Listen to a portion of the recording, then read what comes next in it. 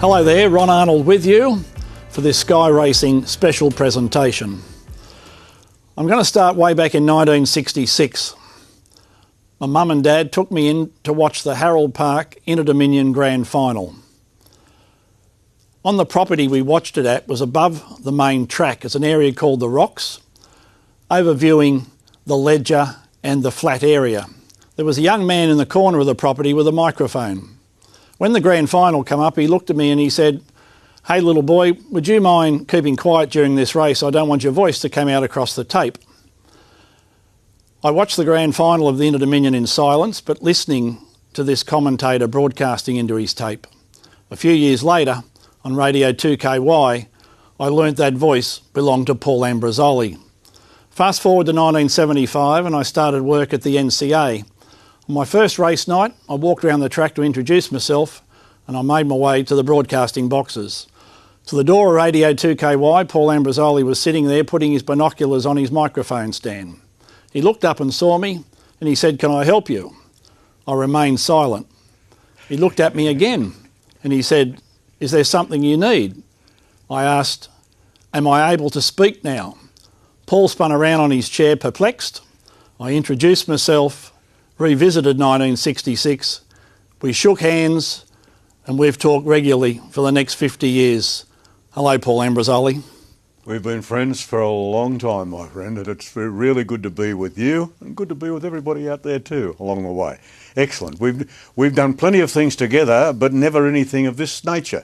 So it's very gratifying to be here with you, mate. It is excellent. I've looked just at a life in racing. How long have we got? Exactly right. People have mentioned that. All right, I'm going to move on quickly. Just in that period of the early 60s, you're obviously doing some country calling and also a bit of rugby league. Well, that's the 66 that you speak of is when my broadcasting career started, because I'd been doing odd dog races around the trap, learning, and anyways, 2KA rang me in that year and said, "Do you know anything about rugby league?" I said, "Yes, I've been following North Sydney for ages. You've got to know something about losing." So anyway, turned around and he said, "Can you do the grand final for us between Penrith and Wentworthville?" So I did the 66 grand final, which Penrith won, and consequently elevated themselves into what we now know as the First Division.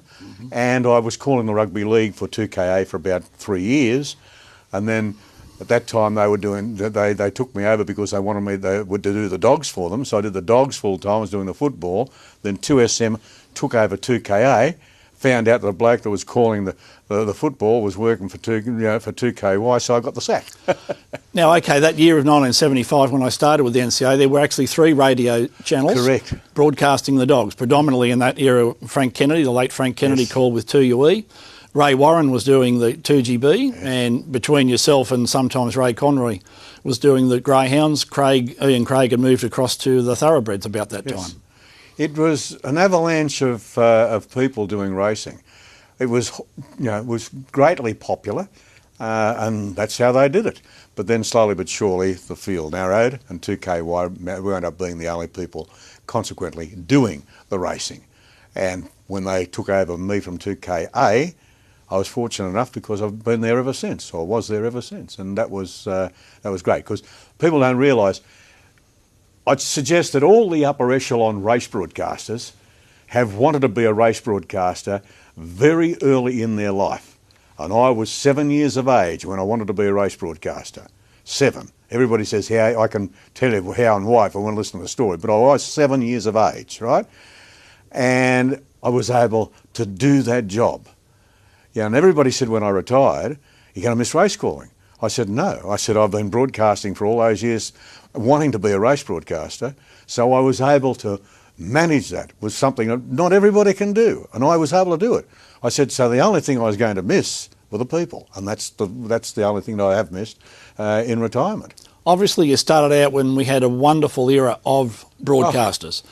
Obviously, in the mid-60s, you had the Ken Howards, and that rolled through to Johnny Tapps. You had interstaters, of course, Bert Bryantson, Bill Collins, Des Hoysted. We just had so many of them. The quality, when you look around even internationally now, yes, the quality of Australian callers, head and shoulders above everyone. Well, you see, we in that era And this is a fact. We in that era saw racing that we will never, ever, ever see again. They can't repeat the racing that we saw in those years. It was the greatest, and mate, we've always been the best race broadcasters in the world, only because our punters, our listeners, expect the quality that we've given them, and in that situation, they have received it because we have given it to them. And, you know, we're just the best in the world, full stop, period. You know, you sort of listen to the others and you say, hang on a minute, I've had a bet in this race, where am I, you know? It's something like that. So it's quite amazing. But it's, you know, as I said, that's the whole thing with it. It was, we were always the greatest, we had the greatest racing, and we can't repeat history. That was the best. If we lived in that era, you've seen it all. Now, obviously, you would have had over the years many young callers come along and sit in the box with you and give you tapes, and you look at them today. Obviously, our own Darren Flindell is a great example.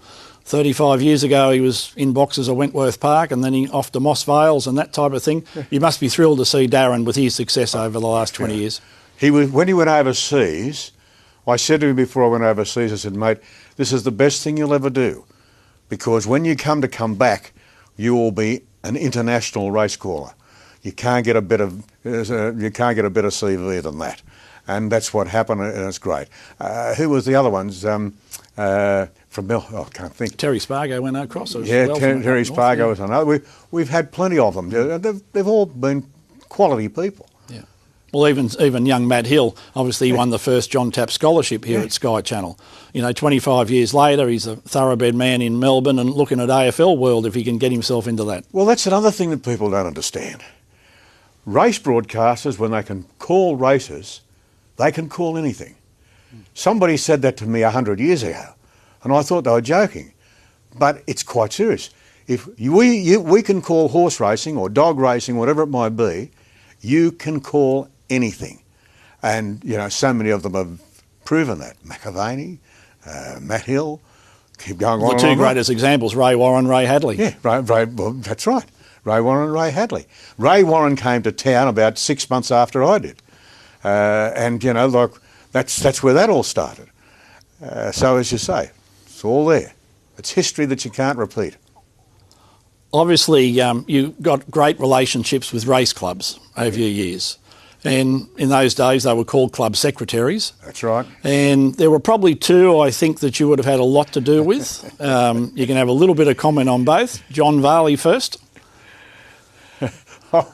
Well, you know, you've got to understand something about our club secretaries. Understand this, that horse racing and harness racing, or thoroughbred racing and harness racing, right, we're in total awe of greyhound racing promotion. Total awe. Because, see, thoroughbred racing didn't have to do anything. They opened up the gates and 20,000 people walked in. But in greyhound racing, you had to promote yourself. You had to make sure you were going to give the people something that they wanted and could handle. Like you had that. And so your secretaries had to be good. They had to be knowledgeable people. They happened to, they had to be very strategic. They had to be cunning. They had to, work off all these things. And, Valesen was great at the caper, and Billy Dwyer was miles in front of himself, Like you talk about the Everest. Billy Dwyer and I were talking about practically exactly the same format that Peter Volandis has with the Everest 40 or 50 years ago.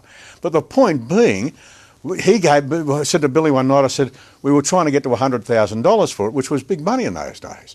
He said, I said, I've got to 70,000. He said, don't worry. He said, we're going to put the dog sales on and we're going to run the race with the dog sales.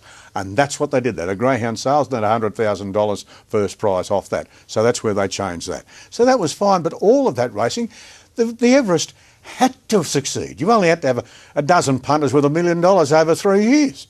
Like, strike me pink, there's a million of them out there, And so that's why they succeeded. But in the old, we had to work for those audiences. If you got 6,000 people at Wentworth Park on a Saturday night, as far as I do, that was a huge crowd. And then we got 10,000. The biggest crowd I ever saw at Wentworth Park was the camel race night. That was where Ray Warren was doing the on-course broadcast, and I was the starter. I don't know how I got the starter for the camel race. It seemed very dangerous to me. But we're in the middle of the ground, and the whole place is just covered and littered with people. It was amazing, you know. I've said ready, set, and away the half a day. I think we had 6 or 8 camels racing, and away they went. And the joint just went berserk. You know? And what made it better, one of the camels, I think carrying one of the jockeys, or Bert, Moonface, it might have been him, he was rushing down the outside with the Bert, and he got 10 yards from the post, and the camel sat down and tipped him out the front, and the whole crowd went berserk. All of those things you wouldn't get today. You just don't get them today. One of the great promotions in the early days was the celebrity hurdle. Oh, heavens. Of course, we had jockeys, rugby league players, media presenters. They were all in it. It was a classic because, you know, I didn't go in it for a couple of years, and they obviously asked me, and I said, well, I can't run downhill. I couldn't run out of sight down Bulli Pass on a wet night, and I couldn't. So, you know, they said, you've got to go in it, and I thought, what am I going to do here? So I did a couple of practices, and Jack Kieran, a bookmaker at Wentworth Park, used to bet on the race. I didn't back myself because I had no hope. So anyways, he turned around, he let him on and everything else, and the celebrity hurdle came around. What the celebrity hurdle was, all the journalists and the people in media lined up to run on a hurdle around Wentworth Park, basically one circuit of Wentworth Park. You look at Wentworth Park along, would you try and think about running the circuit when you can't run like me? Think about running the circuit around Wentworth Park. And you had to negotiate 4 hurdles in the process. I always remember Jeff Collison. He got to the last one night, he said, it couldn't matter what I did, I said, I don't think I could even climb the step ladder to get over it, you know. And this was a fun event, mate, and everybody loved it. Everybody loved it, you know. So that's, you know, that was that. What else? Oh, they had all sorts of things. But they were good, fun things for people for a night's entertainment. And that's how you made the racing work, because we also had some fabulous racing. Okay, so here we are right now with the Jack Russell races. The broadcaster forgot they were on. They're off and racing this time. And the first one out is Poppy, 3 years of age. Poppy decided to catch the lure halfway up, and they're all going to have plenty of fun with it. So we'll declare that Poppy won that race. Poppy is undefeated.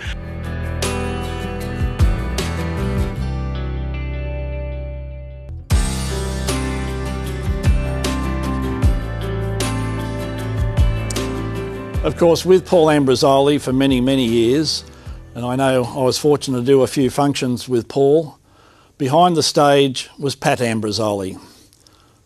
Would you probably be sitting there today without Pat Ambrosoli in your life? No. I mean, we were married for 51 years. And it wasn't because of me, it was because of her. We were married for the 51 years, you know. But the thing being that you've always got to have a backstop in your life.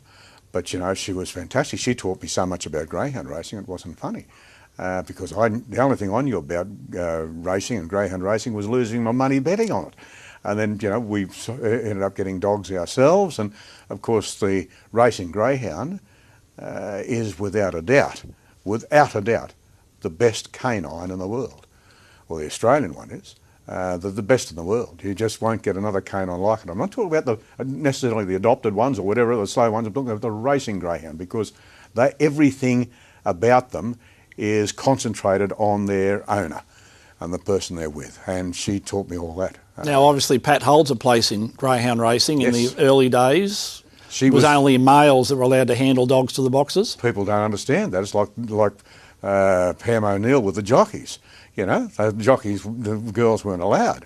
And ironically enough, there's a bit of irony in this, because Tom, who raced the horses, I can't think, the owner-trainer, he was the first person to put lady jockeys on in New South Wales. And Pam O'Neill was one of those.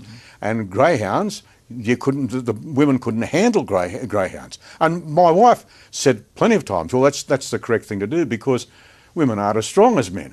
In those days, they didn't have the muscle, so to speak. And anyway, so consequently, she was asked when there was the bill was passed at 3 o'clock on a Saturday afternoon, or a Friday afternoon it might have been, and we had 2 dogs nominated for Temora. So we went to Temora, and Fred Gorn, the apprentice, came tearing over and said, "I want you. They've passed the rule that women can handle the dogs. We want to be the first." And that's how it happened. And she was the first woman to handle a greyhound. Yeah.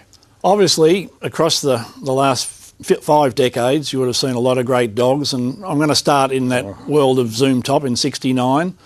She was the introduction for all of us, but obviously you've had some specials. I know Roman Earl was one that ticked your box, and also later on there was Worth Doing. Well, I can't sit here and remember the great dogs that I've seen, because I've quite frankly seen too many.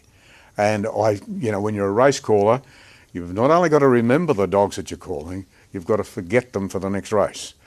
And that latter part, the forgetting part, sometimes comes across the board. Zoom Top set the benchmark. Not only was she fast, she could win and stay over all journeys, and she was just so popular in doing it, and as a consequence, she just set the benchmark. You had other dogs, as you said. There was Roman Earl. Roman Earl and Camden Glider were the best 2 out of the boxes. Roman Earl would come out of the boxes, and Roman Earl would ping and fly and was square. That's the whole thing. He was a square galloper.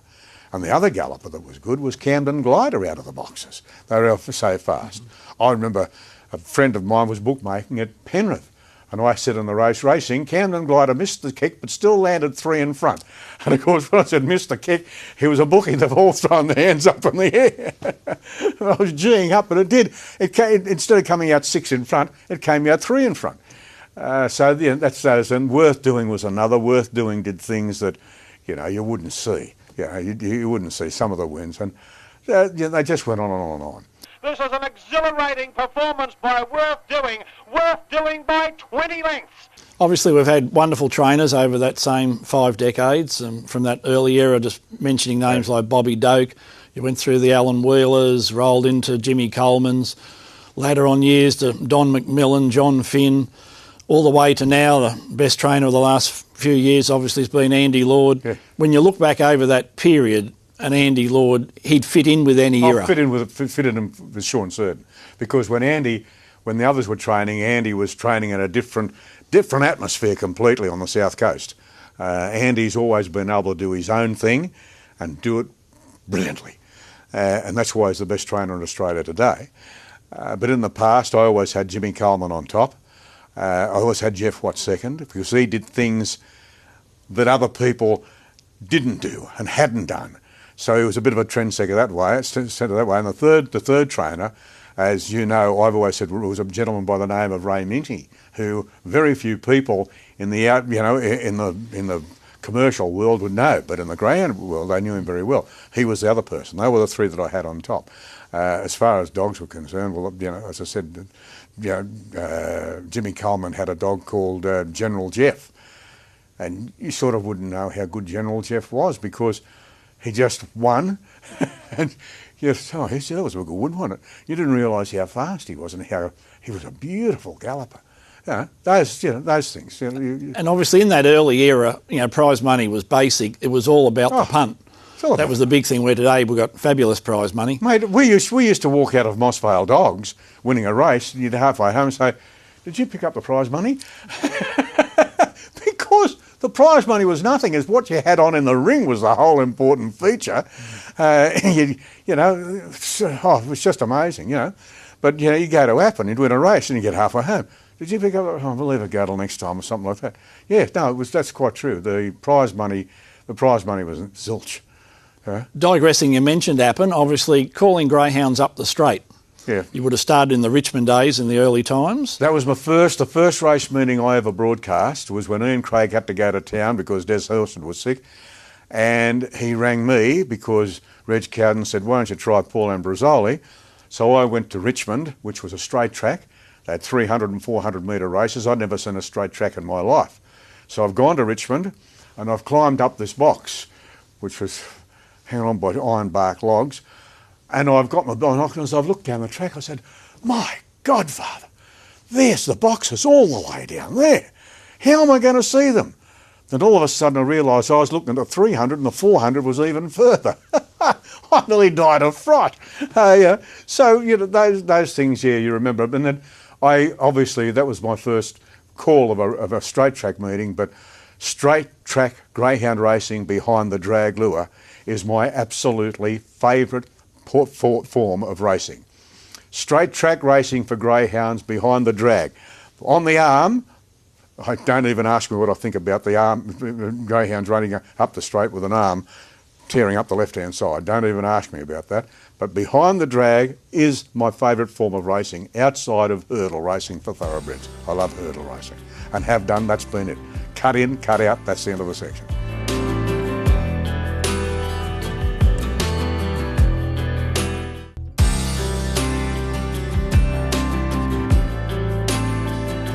Wentworth parking tonight on Christmas Gift final night, where Spring Secret's going to be hard to beat. I thought in races 1 and 10 the Red Runners, JB's Camilla and Dollop would be very hard to beat. This place is always hard to beat for specials. De Costi's, it's Christmas week. Don't forget they're open every day. They open on Tuesday at 5 a.m. There's no sleep for George until when? Wednesday at 4 p.m. Okay, Tuesday 5 a.m. right through to Wednesday 4 p.m. They don't shut for tomorrow morning down there. Beautiful medium snapper at just $12.99 a kilo. Obviously, in Paul Ambrosoli's relationship, he's done a lot of advertising, and the sponsors have become more friends than anything.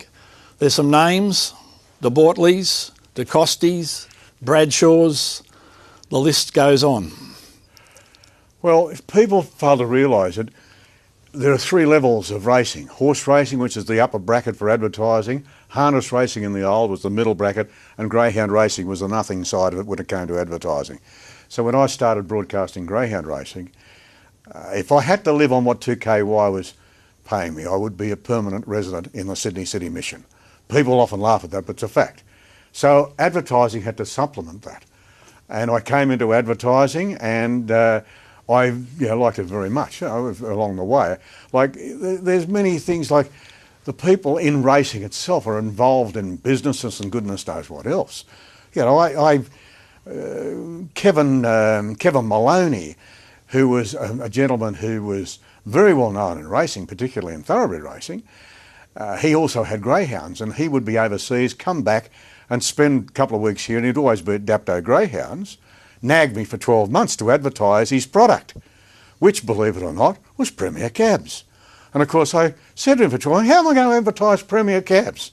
So he really got dirty with me one night over a pie and coffee at Dapto and said, you're doing it. So I did the 15 seconders for Premier Cabs. And I reckon it was the funniest time I ever had. I couldn't stop. I cried my eyes out writing some of the Premier Cabs, you know.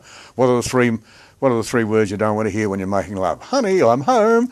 When you need a quick getaway, call from Premier Cabs. Things like that, you know. Which was excellent.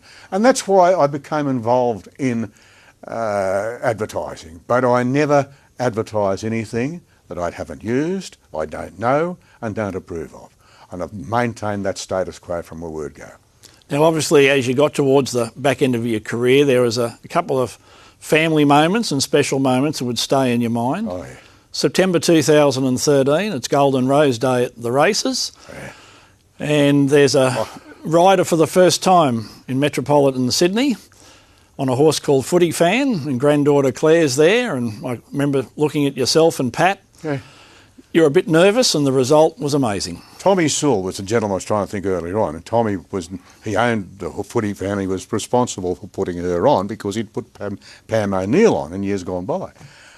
And I said to Claire, we've been all around the place, you've been all here, there and everywhere, you've got special permission to ride in this race today. That's very difficult, they know what you've done. So I said, you can only do it once. You can only have your first metropolitan ride and ride a winner. You know, and she said, sorry, oh, okay, don't worry.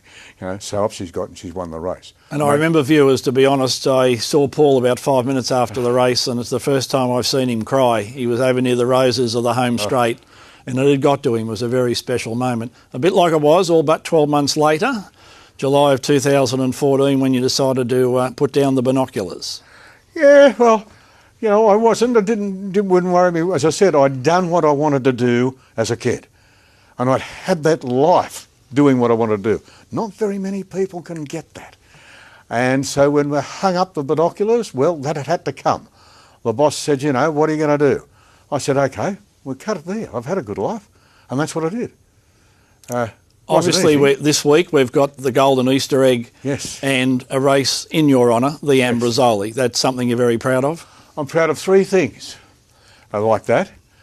Yourself, where they have the Ron Arnold Masters, the Jeff Collison with the feature race there, and the Ambrosoli alongside of the Easter Egg. Recognising three people who have done so much behind the scenes that this is an excellent way to repay them. It really is. And so it is. It's very good. You know, I've had a few things. Helping organising the Canamble Carnival for 30 years was another thing that sort of grabs you, because they're the things that you work for and you enjoyed thoroughly.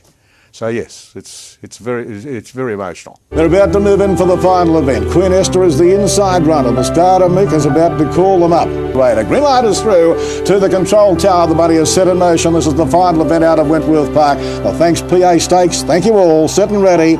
Racing. First away on the inside, Queen Esther. Avondale Zena got out beautifully. Ritza Ray to the inside. Moving up is Lacey Lowest on the outside as they go into the first turn. Further back was Zola Icon. Take it all in a city. And the tail ender was Avondale Amore. Down the back, the leader, Queen Esther. Ritza Ray to the inside, challenging 2 lengths away, Avondale Zena. They will follow next as they come to the corner by Zola Icon and Lacey Lois around the turn. Queen Esther is the front runner. In second place, Ritza Ray. It can't do any better. And the Red's going to win the last. The favourites home. And Queen Esther scores by 4. Second is Ritza Ray. Third in the event, Avondale Zena, followed by Lacey Lois. Next up on the run, Zola Icon in a city, and Take It All was one of the tail enders with Avondale Amore. That being Paul Ambrosoli's last call. It featured on many of the YouTubes and Googles, and off the back of that many people have written comments. The comments all have the one theme: simply the best of the best, and there'll never be another. I thought of a few words to try to finish up this interview, but the best two that I could just come up with are very simple, but in the right context they mean so much. Paul Ambrosoli, from thousands of your listeners and people that you have entertained, thank you. That's the best thing you could ever say. Thank you very much.